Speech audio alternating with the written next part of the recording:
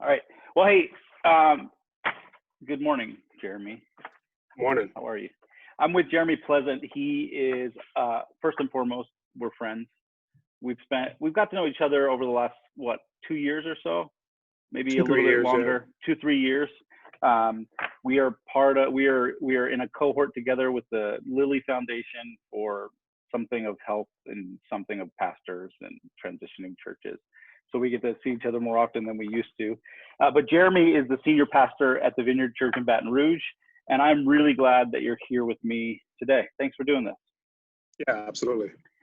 And one of the reasons we're here is because as we are living in a the highlighting of racial tensions, systemic injustice, and it is very sort of vitriolic. And what we keep talking about dialogues and all these things, but I really think that it's important to move away from the numbers and the academic sort of approach to this that we're using so often, and hear stories. And so I wanted to sit down with you and sort of hear your story, and I think it gives us a better perspective of where we're at, right? Yeah. So, and I think it's important as I share my story, this is one story, right? Yep. One thing I talked about last week on Sunday is that we all have multiple identities, and we're more than one thing. And that's especially true when you have a strong cultural identity and how that relates to our kingdom identity. And so as I share the story, I think it's important to share, this is one part of my story, and we're talking it through the lens of race and ethnicity, but I'm also more than that. And so so I grew up in Los Angeles, California, and it was, the thing is about LA, what I've talked to people is what I've learned is that people either love LA or hate LA. There's very little indifference around Los Angeles. And so you're talking to a guy from the East Coast. We in general, the Philly area, we don't like anybody from California, let alone everybody's smiling all the time, but we don't trust that. So well, and I get that. Well, that was actually one of the big things when I moved to Louisiana and just kind of the South in general, is that you're supposed to look people in the eye when you speak to them, and when you walk by, and people would get mad at me and think I was rude when I wouldn't look at them in the eye. And I'm like, no, where I'm from, you look somebody in the eye, it's because you're about to fight. That's a threat. That's not a welcoming. And so, learned. I think a lot of my life has been about understanding culture and understanding the way we orient in different ways, and understanding what we see as normal and what is normal. So growing up in LA, one of the most diverse cities in the world, I just thought that that's what all the world was. I thought that's what hey, it's like this everywhere.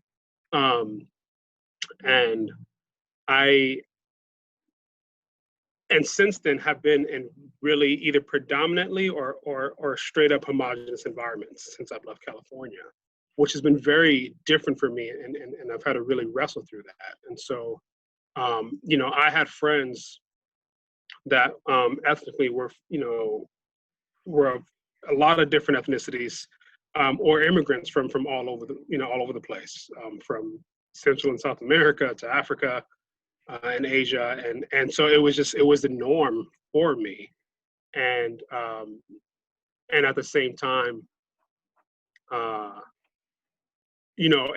in my home we had a strong cultural identity, is what I tell people. It was just our Blackness was there was a lot of strength behind that, but we also were very highly assimilated into American culture. And so it's kind of an interesting thing of the two, and also grew up in a movement that really emphasized kind of personal faith, and that kind of anything could be achieved through personal faith, and so with that and our assimilation, and my and having a big emphasis on education growing up. I really believed in personal responsibility, and that's how I was trained and raised. And Can I ask you a question? Now, yeah. When you talk about like the sort of the strong identity in your Blackness as a family, what did that mean? Like, what does that look like? Well, it's just, I mean, everything from our cultural representations of things we celebrated, things we did, shows we watched, movies we watched, our interactions with other cultures and people, to just the things that you normally do as a Black family, and that was in us as much as the assimilation into American culture was in us. And so, and growing up, did you realize that there was a distinction between those cultural touch points for you compared to everybody else that wasn't maybe growing up in a Black family? No, that didn't. I can speak on that now, but that distinction wasn't there because everywhere I went, I'm kind of a chameleon, and so like I kind of do, when in Rome, do it the Rome, right? And one of my best friends was Mexican and hang out at his house, and so I learned a lot about Mexican culture and went to mass a couple times, right? And why not? Which is a very different experience. Very different experience from like a more charismatic expression of church, and the same was true. One of my good friends in high school, she was Ukrainian, right? And so I got to experience her home life, and it was just so you had all these different experiences, but it was just like I wouldn't like name it as like these distinctive things. It just was. And so cultural competency just kind of came naturally because of what I was exposed to. And I wasn't always culturally competent. One of the big things I had to learn in high school was, everyone always joked around, right? Like if you lived in California, you're Mexican, right? If you're in Florida, you're Cuban, no matter what, right? Like you're Cuban. Yeah. If you're in New York, no matter what, you're Puerto Rican, right? And it's just like, that's what we did. Like everyone was a Mexican in LA. And one of my best friends in high school was El Salvadorian. And I remember him just like confronting me one day. And he was just like, dude, I'm not Mexican. Stop doing that. And then he shared his story with me. And I realized actually how much me saying that and doing that out of a joke, because I was a teenager and that's what we do. We're immature and we do stupid things, was actually hurting him. And so I learned more about his story and his culture and why that mattered. And so a lot of that was formed just through my relationships and through me just, hey, I actually care about this person, so I'm gonna listen to them and I'm gonna do what they say and respond out of that. And so, but yeah, that was just a thing that kind of formed that I'm actually really grateful for, that I know a lot of people don't have access to or have had those opportunities. And so that was something that I look back now and I'm really grateful for. I also, a big part of my story and my journey has been, I remember one day I wrote this poem called Breaking the Stereotype, because for a while, that's what I felt like I was. So my biological father ran out before I was even born. My mom was a single mom for a while. And then, my stepdad came into the picture and so it was very much, and like a lot of my friends were kind of doing things that kind of fell into the stereotypical realm. And I found myself wanting to break out of that and like not be that, both from like, hey, a personal level, but also from a systemic level. Like I wanted to change the perception people had of Black folks. I was like, I am single-handedly going to change how people, because of the way that I live and because of who I am. And I remember one day, years later, I realized that I couldn't actually do that. And I'll share that story in a little bit. But yes, that was kind of like my life growing up. Is I had all these experiences, but I was also wanting to change the narrative of what it means to be Black. And I also, and with that came a cost, right? And so then I leave California and I move to Louisiana, and I go to an HBCU. I go to Southern University. That's where I study music, and it was just this I mean, besides the move from Los Angeles to Baton Rouge being a huge shift and difference, just being in an all Black environment, right? So I had plenty of Black friends growing up, but I'd never been in an all Black environment, and so that was really new for me. And being in HBCU was definitely a different experience than I would have had at a non-HBCU university. And I think at the time is when the Lord started to really challenge me on my own perceptions and understandings of personal responsibility. That while that was an element, it wasn't the whole story. You see, it's even before the Vineyard, God was teaching me about both and, right? Yeah. That there's actually more to the story than about what you can do, and that there's more at play that have happened for a long time. And I resisted it for a long time until it got to the point where I'm actually willfully ignoring God and ignoring what he's saying and putting in front of me in order to hold on to the belief that I can just do it all myself. And that really came to bear when after college, I started a business. And so my focus was in music, and I started working in the film and music industry, and God just opened some doors, which was great. But running a business is also very difficult, and it is not for the faint of heart. And I started to expand a little bit, and most of my work's more film work, and that's what kind of my niche was, and that's where I was getting a lot of work.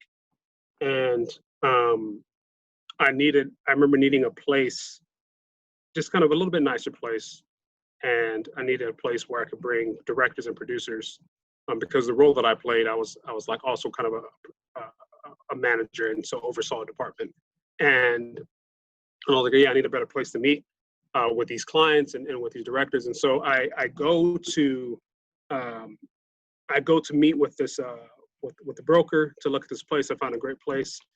And he asked me what it was for, and I told him, and we got towards the end of the deal, and he was just like, so listen, there's some kind of older people here, lawyers and professionals. We can't have like a lot of loud hip hop music going during the day. Like that's really important. Because it was an office park. I was like, I understand that. I work in film. This is a place to meet directors and producers and clients. He's like, no, I get it. It's really important you understand that we can't just have that loud, banging music. I don't want people to be scared when they go home after work. I'm like, I'm choosing to skip over all of that. Yeah. And I'm gonna try this again. Yes, I understand. This place is for this. Yeah. And then he's like, yeah, you know what, this isn't gonna work out. And the deal just fell apart. Yeah. Now listen, I've had many racial incidents in my life, as anybody who's, I think just about anybody who's Black in America can share their own stories. Many which are worse than what happened there. But for some reason, that one was just a kick in the gut, like nothing else had been before. And I remember being at home, and I'm like, God, what do I have to do? I've done everything. I have done everything. I'm a top student academically. I know how to speak the language that these folks want to hear. I know I've done everything I can do to prove and show that I and we are not what you think. And this still happens. Yeah. And I was like, Jeremy, you spent so much of your life trying to break a stereotype and fix this system, and you can't change the heart of another person. Only I can do that. And now you're seeing that it's more, maybe there's something more than personal effort and that actually goes into the realities that that so many experience. And so it was a sobering moment for me. It was a moment, it was a breaking moment for me. And it was a time when I started to see that where God was taking me, and that this journey was actually much longer, and that actually had nothing to do with my effort. Um, and so um, I remember also thinking about, I was like, God, it's been at the time, 50 years since the civil rights movement, and it feels like why I'm still dealing with this. And he's like, Jeremy, until the church figures it out, the city's not going to figure it out. And that for me became a turning point, and kind of a call from God that, oh, the church actually hasn't figured this out yet. and I mean, I knew that, but it was just like, oh, but the church is a catalyst for this change. The church was also responsible for a lot of the segregation we have, and was a major player, right? And not just in slavery, but all throughout our history. And so the church is also then going to be a catalyst for reconciliation. And so that just became something that I became very passionate about. And while I had no intention of going into vocational ministry, God led me that way. And while it's not obviously the only call that God has put on my life, it's been a significant one, and it's something where I'm learning more and more, and realizing that these stories that we all have, blacks and browns and really all people of color, in our in our country, that this just has layer upon layer, but that this also is reconciliation is a worldwide gospel message.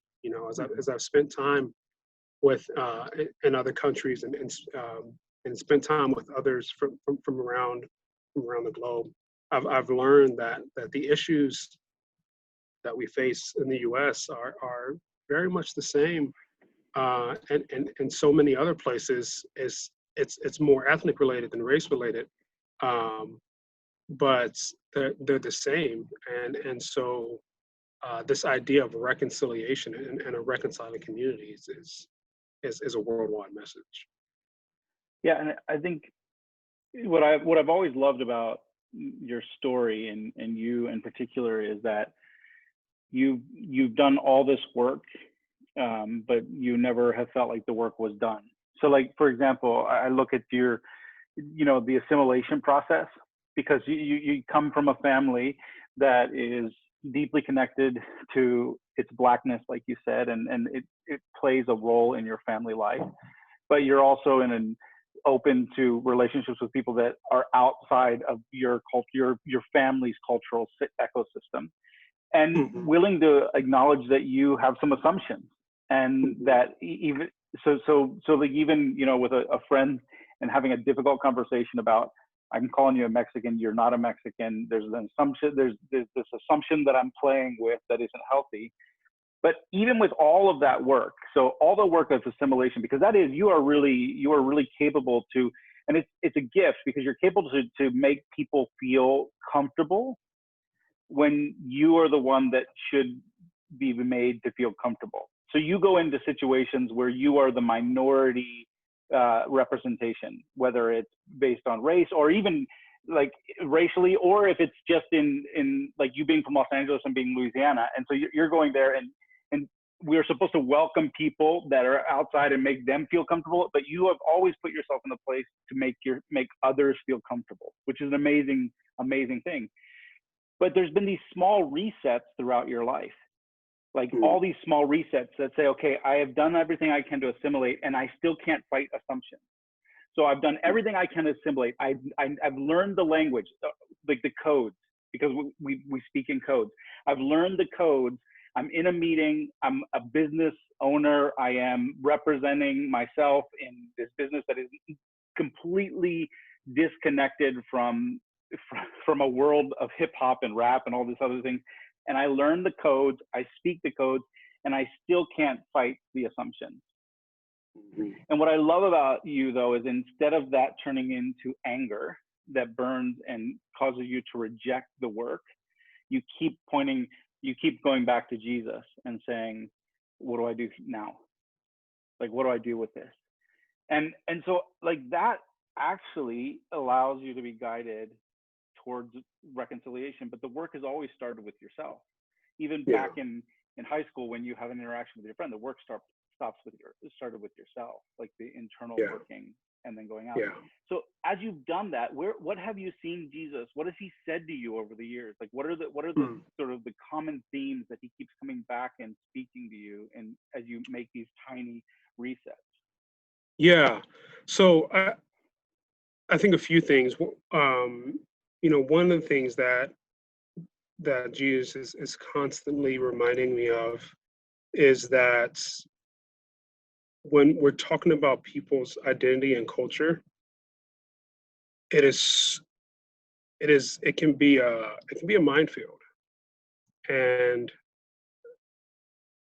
the importance of gentleness and self-control in those spaces, because I remember doing just a meditation on this one passage, and I was like, how humble and gentle at heart he is, and I just heard Jesus saying that gentleness and humility cannot be overstated, and so just really wanting to reflect that, because it's really difficult, because I know how I felt when I have erred, right? And I have erred many, many times. And I think that people just fail to realize that is that this is work that we all actually have. And whether it's in race and ethnicity, or also in gender, right? Like there's that same work as recognizing my privileges and powers that I have as a man. And so that's been one consistent thing. Two, I think Jesus has really been showing me and repeatedly reminding me that this is part of, like, this is a key part of the work. It's not everything, but it's not like this small thing on the side, like this specialty thing. And I think that's one of the things I've wrestled with, because, we have like a high emphasis on various things depending on your tradition. And,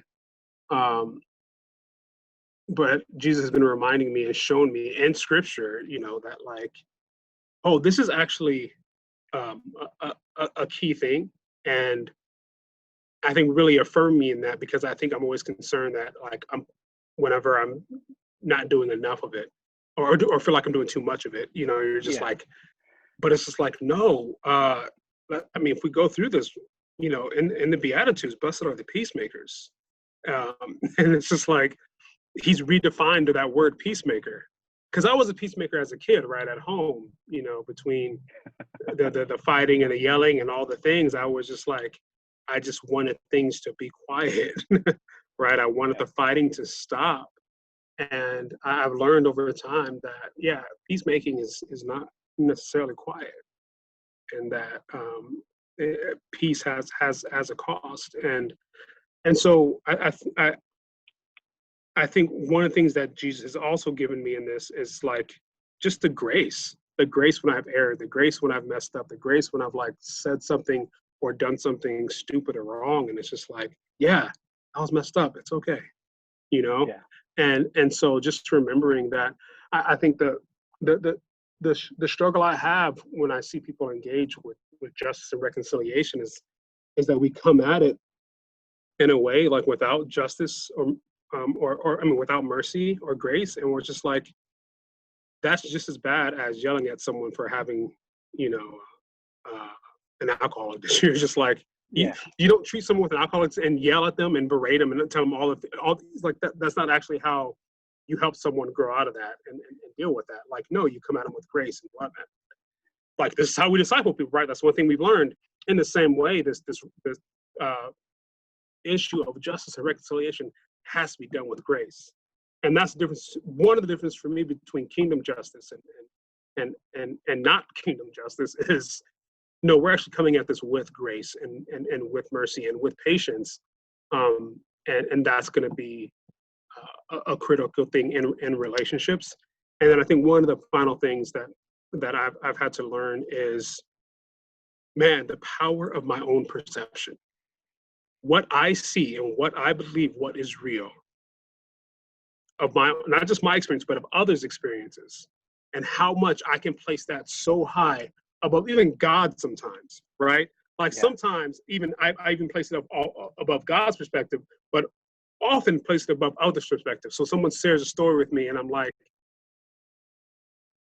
nah, I don't think that really happened. And it's just like, because like in my view, I can't possibly perceive that experience. A world where that exists. A world where that exists, and that is so harmful. Yeah. But that's the thing. It's just like what I learned from Jesus and what I try to like. My perspective is my perspective. What did Paul say? We know in part, we speak in part, we learn in part. We don't have the whole, and it's really hard, especially when you're in a homogenous environment, to actually realize that you don't actually have the whole, and that not only is that perspective necessary to that person's experience, but it's necessary. We are missing a piece without that other perspective, and we don't see the tapestry, like right. And so it's like if I can't feel it, then it's not real. So it's just like, well, no, that can't be the bar. If I can't feel it, if I can't step into your shoes, then it's not real. And it's just like, no, you have to. You may not be able to understand. You may not be able to step in those shoes, but you have to be able to say that experience is real, and I'm going to accept it on face value. Yeah. I had a professor talk about this once, and he was talking about it. If you're looking at a giant painting, but you're focusing on the little foot that's in the corner, and you hyper focus on that foot, and you try to figure out, is it a man's foot, is it a woman's foot, what kind of clothes they have, he said, but in reality, what we need to do is step back and look at the whole painting and realize that foot is a very small part of the whole painting that we're not seeing, and we're obsessing over what we don't see connected to this foot, when there is so much other we can see if we just step back and look at it from a different perspective. Yeah. And if we're willing, I mean, I don't know what it is and why it's so hard to say, hey, maybe I'm wrong. We don't like that. Nobody wants to be wrong. Look, I don't like to be wrong, but I've become comfortable with it. I'm wrong so much that I have become comfortable. You are wrong so much, Josh. I'm glad you're getting comfortable. But no, it's just like, it's such a hard thing. It's like we place so much value in being right and having the right, I think, like in right believing, right? Mm-hmm. Right believing and right saying, if I can just do it right. And I know that probably goes deeper, but it's just like, and so anything that challenges that, I have to reject. And I just wish I just think about how many times the disciples, especially Peter, said things with so much confidence. And Jesus was like, what are you talking about? No, you're confident, but you're completely wrong. You're just completely wrong. And it's like, I often have to like come back, like allow myself and give permission for Jesus to say the same thing to me. And sometimes it'll be direct, and sometimes it's going to be through others. I need to give that space, And so I'm a lot less confident now when I'm just like, maybe I could be wrong here. Well, hey, we're gonna finish up here because I know you got to run. First of all, thank you for sharing your story. I really appreciate your openness, because right now things are going crazy, and the conversations you and I have had have been really beneficial. I think just to dialogue and this specifically, I think for me, it's a huge blessing to hear your story and to share it with other people. But I'm going to ask you one last question, and then we'll get out of here. Okay. What is, as you look at this, okay, so we're in this place in the world, and it feels slightly different than it's ever felt. What is the hope you have for the church? What are the things you see that give you hope for the church as we walk through the next steps of dealing with, you know, racial tensions and social injustices? Yeah, the hope I have for the church right now is really in the numerous conversations I've had over the last several weeks from my own church members, but also from people outside of my church who are willing and ready to engage with this, that whose eyes have been opened. And I don't think that God calls any of this, but I do think He's using it. And it's like people are like, okay, there is something going on, and I need to engage with this. And so that is my hope, that that this continues, and that we have a moment that's a potential kingdom moment that's happening right now. And so I just have a lot of hope in that. And I would say at the same time, I'm having to remember that not everyone is going to be on board with that. Yeah. That there's still going to be a lot of people who are going to refuse to engage. But I can't let that actually take away my hope, because Jesus wasn't even 12 for 12. Yeah. Right? Yeah. I mean, that's always comforting. Yeah, it's just like, okay. And so I'm like, okay, I don't need to focus on that. I need to focus on what is happening. And when I keep my focus there, my hope soars. Yeah. Well, I share your hope, and I'm really thankful we get to walk together. I love you, man. Thanks for this. And Me too, man. we'll do it again soon. Yeah, for sure. I All love you, right. bro. Take it Love you, easy. man. Bye.